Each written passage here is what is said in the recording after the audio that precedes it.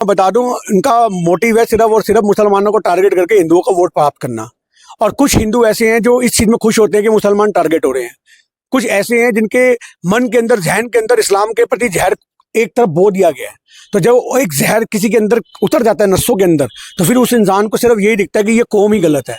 तो आज की डेट में ये संभल हिंसा का जो मुद्दा है, आप उसमें 4-5 लोग जो मार दिए गए, गोली मार दी गई, कुछ है, मैं आपको लिख के देता हूँ, आप सीसीटीवी की फुटेज अगर निकल सके तो आप मुझसे कोरे कागज पे लिखवा लेना। जिन 5 लोगों की हत्या हुई है उनमें से एक भी उस जगह पत्थर उठाता हुआ नजर नहीं आ रहा होगा। मैं आपको कोरे कागज पे लिख के देने को तैयार हूँ। संभल हिंसा के बाद एक बाबा है, वो कह रहे कि मुसलमानों का वोट देने का अधिकार छीन लेना चाहिए ताकि वो तो आप ये देखो, संविधान के अंदर से ये तो सब कुछ ही बदलने को लगे हुए हैं। आप उनके वोट देने का अधिकार छीन रहे हो, वो तो आपने छीन के साबित कर ही दिया है। उपचुनाव के अंदर जब बंदूक की नोक पे लोगों को रोक दिया, डरा दिया गया, वोट डालने नहीं जाने दिया, पुलिस वाले वहां पे आइडिया चेक कर रहे थे, जबकि ये चुनाव आयोग का काम है। तो एक आदमी आपको पता लगे पुलिस वाला आपका आईडी चेक कर रहा है, आप कहोगे छोड़ यार, वोट गया भाड़ में, खामा खाम में लपेट देंगे, कल को कह देंगे तेरी शक्ल नहीं मिल रही। आप मुझे ये बात बताओ। तो ये जो चीजें हैं, ये एक डर का ऐसा माहौल बना देना कि लोग खुद ही ना जाए। अगर आज किसी की बहन बेटी जा रही है, वो कहेंगे रहने दे, बुरखा उठा करके 4 बार शक्ल मिलाएंगे, बोलेंगे तेरी आंख ऐसी क्यों है, तेरा नाक ऐसा क्यों है, फोटो में देख तू कैसी लग रही है। तो किसी ना किसी तरीके से जब किसी बहन बेटी को भी ये लगेगा कि मेरे को लज्जा के तरीके से मेरे को ट्रीट किया जा रहा है, तो कौन वोट डालने जाएगा? वो खुद ही नहीं जाएंगे। तो आपने 4 लोगों को ऐसे ट्रीट कर दिया, तो है ये, तो उसके पीछे 10 लोग अपने आप भाग जाएंगे। फिर तुम कहोगे देखो ये तो फर्जी रहे, तो भाग गए। पर आप ये नहीं समझ रहे कि उन्होंने माहौल ऐसा क्रिएट कर दिया कि लोग डर गए। भाई पुलिस वाले ने अगर किसी गाड़ी को हाथ दे दिया, जिसके पास कागज भी पूरे होते ना, तो वो भी सोचता है साला मैं साइड से निकल जाऊं, काम टाइम खराब होगा। तो ये जो माहौल है, इस माहौल के लिए आपको समझना पड़ेगा कि कोई भी चीज आज देश से, संविधान से ऊपर नहीं है। तो वोट डालने का जो अधिकार है वो सबको शांतिपूर्वक देना चाहिए, उसमें ऐसे खलल नहीं पड़ने चाहिए। के बाद देश भर के मुसलमान लगातार डरे हुए, विपक्ष के तमाम नेता कह रहे हैं कि सरकार जानबूझकर मुसलमानों को परेशान कर रही है। जब विपक्ष के बड़े नेता राहुल गांधी, अखिलेश यादव तमाम इस तरह का आरोप लगा रहे हैं। सबने आरोप जो लगाए हैं वो सिद्ध हो रहे हैं। आज ये बात आज से तो उठ नहीं रही है, 2014 से यही माहौल है। ये आप मुझे ये बोलो कि भैया कल सब्बल का मुद्दा हुआ है, इससे पहले कोई मुद्दे नहीं हुए क्या? बहराइच हिंसा इतना बड़ा मुद्दा है। आप मुझे बात बताओ, मस्जिदों पे जाके झंडे लगाए गए हैं दूसरे धर्मों के, तो ये सब क्या है? ये तो हम 2014 से देखते ही आ रहे हैं। और ये जब तक सरकार रहेगी, रोज कोई ना कोई नई मस्जिद उखड़ेगी और वो मुद्दा कहीं ना कहीं से निकल के आएगा। बुलडोजर चलेंगे, कभी उनकी बस्तियों पे चलेंगे, अकबर नगर पूरा का पूरा तबाह कर दिया गया। तो ये जो चीजें हैं, ये आपको दिखा रही है कैसे भी करके कमजोर करना है। किसको कमजोर करना है? मुसलमानों को। क्यों? क्योंकि हिंदू खुश होकर वोट देगा, ये इनका प्रावधान है। भाई आप भी तो मानिए ना कि बहुत सारे मस्जिद के नीचे मंदिर का आसार मिल रहा है। मैं कह रहा हूँ एक बार बीजेपी के कार्यालय के नीचे भी देख लो, क्या पता कोई हनुमान जी की मूर्ति निकल जाए। एक बार वहां भी खुदाई करवा लो, क्योंकि हिंदुस्तान एक सनातन संस्कृति का हिस्सा है, इसमें कोई दो राय नहीं है। तो आप कहीं से भी खोदोगे, जिस छत पे हम खड़े हैं इसके नीचे से भी कोई ना कोई इमारत निकल जाएगी। अब इसका ये मतलब तो नहीं कि पूरे हिंदुस्तान पे बुलडोजर चला के सारी जगह से मूर्तियां निकाल के मंदिर ही मंदिर बना दोगे साहब। आप समझो ना, जो चीज जहां पर है उसको फिलहाल तो वहीं रहना चाहिए ना। आप नई खाली जगहों में मंदिर बनाओ। कितनी एमसीडी की जगह है, यहाँ कूड़ा है, बिन रही है, गायें जो है इतना गंदगी खा के मर रही हैं। आप इस बात को देखो। तो ये चीज आपको समझनी पड़ेगी कि आपको अगर कहीं मंदिर बनाना है तो जो खाली जगहें पड़ी हुई हैं उनकी सफाई करा के बढ़िया तरीके से वहां मंदिर बनाओ। सबको खुशी होगी इस बात की। पर आप दूसरे धर्म की चीजों को टारगेट करके उधर ही मंदिर है जिद अगर करोगे, तो ये जिद कहीं ना कहीं धार्मिक नफरतों को बढ़ावा देगी। संभल हिंसा का माहौल क्यों बनाया गया? मैं थोड़ा सा सीधा जानना चाहता हूँ, सरकार क्यों बनाई इस तरह का माहौल? देखिए, आपको मैं बता दूं, इनका मोटिव है सिर्फ और सिर्फ मुसलमानों को टारगेट करके हिंदुओं का वोट प्राप्त करना।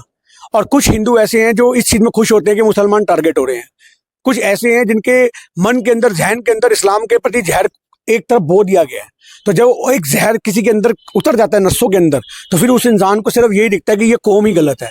तो आज की डेट में ये संभल हिंसा का जो मुद्दा है, आप उसमें 4-5 लोग जो मार दिए गए, गोली मार दी गई, कुछ है, मैं आपको लिख के देता हूँ, आप सीसीटीवी की फुटेज अगर निकल सके तो आप मुझसे कोरे कागज पे लिखवा लेना। जिन 5 लोगों की हत्या हुई है उनमें से एक भी उस जगह पत्थर उठाता हुआ नजर नहीं आ रहा होगा। मैं आपको कोरे कागज पे लिख के देने को तैयार हूँ।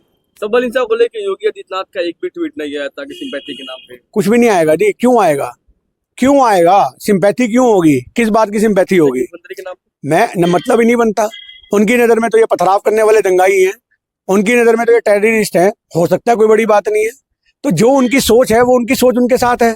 अब हमारा ये मानना ये है कि आज योगी जी को शांति के लिए काम करना चाहिए। प्रशासन को ऑर्डर ये देने चाहिए कि भाई गोली चलाने का आदेश नहीं होना चाहिए। आप उनके घरों में जाके सीसीटीवी की फुटेज के आधार पर पूरी जांच करो, और कहीं पे भी ऐसा माहौल हो तो ऑनलाइन लाइव चलाओ, मीडिया वाले जाए साथ में जाकर। पर हमारे को देखने को मिलता है कि वहां तो नेट ही बंद हो जाते हैं।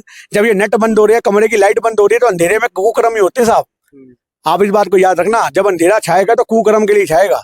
वरना कोई और कारण नहीं हो सकता। तो जब नेट बंद होते हैं तो उसके पीछे क्या मंशा है ये आप अच्छे से समझ सकते तो हो। हिंसा के बाद मुसलमान पेश कर रहा है कि हमें गोली मारा जा रहा है, हमें कातिल बनाया जा रहा है, हमें मुजरिम भी बनाया जा रहा है। देखिए मुसलमान तो कहते ही रह जाएगा, पर आज मुस्लिम एकता को सबूत ये देना चाहिए कि गली गली जा करके अपने लोग इकट्ठा करके जो तिरंगा यात्रा होती है उसे शांति मार्च निकालें, एक प्यार का पैगाम दे कि हम इस भारत के निवासी हैं, हमें अलग नहीं समझा जाना चाहिए।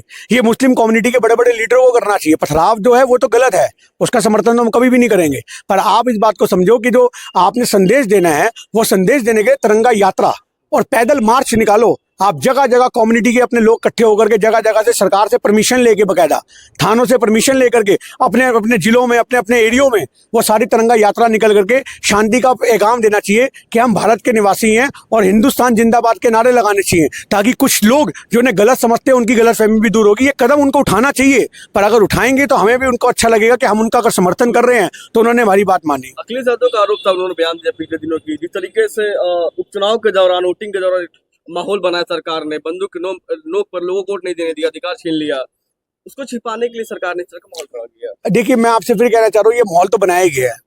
आप जो कितनी भी मस्जिदों पे आप बात कर रहे हो वो सारे माहौल बनाने के लिए होती हैं और पर्पज सिर्फ वोट बैंक का और कोई कारण नहीं है। राहुल गांधी संभल जाने वाले हैं, क्या लगता है कि राहुल गांधी को जाना चाहिए कि नहीं जाना चाहिए, क्योंकि सरकार अभी सबको रोक रखा है। देखिए हर इंसान की अपनी मंशा होती है, अगर राहुल गांधी जाना चाहते तो वो उनकी निजी इच्छा है। अब एक इंसान की अपनी सोच है, अपने लोग हैं, सब भारत के लोग हैं। राहुल गांधी चाहे मंदिर जाए या मस्जिद जाए, ये उनका निजी फैसला है, इस बारे में हम क्या कह सकते हैं। लेकिन बीजेपी के लोग कह रहे हैं कि विपक्ष के नेता जाएंगे तो माहौल खराब करेंगे, क्योंकि माहौल देखिए माहौल खराब नहीं है, दर्द बांटना किसी का माहौल खराब करना नहीं होता। किसी की मैयत में जाना या किसी के लिए शमशान तक जाना, हमें नहीं लगता ये एक माहौल खराब करने का, ये एक पैगाम होता है कि हम आपके साथ खड़े हैं बस। लेकिन सरकार आप ही को इल्जाम लगा रही है कि आप ही लोग माहौल खराब कर रहे हैं, आपके सहयोगी हैं अखिलेश यादव, उन पे आरोप लगा रहे हैं। आप सिक्योरिटी दे के भेजो, हमें हमारे नेताओं को सिक्योरिटी दे के भेजो। अगर अखिलेश जी जाना चाहते हैं, राहुल जी जाना चाहते हैं, तो वहाँ पे सिक्योरिटी सीआरपीएफ के जवानों के बीच में उनको भेजा जाए, और वो जिसके घर में जाके किसी को गले लगाना चाहते हैं तो ये उनका दर्द बांटने का तरीका है। इंसानियत को ऊपर रख के चलते हैं, मानवता के लिए बात करते हैं, तो ऐसे नेता को तो हम सल्यूट करते हैं जो लोगों के दुख दर्द में शामिल हो रहा है। इसमें गलत क्या है? क्या राहुल गांधी वहां पे लोगों को ये संदेश दे रहे कि बंदूकें उठा लो?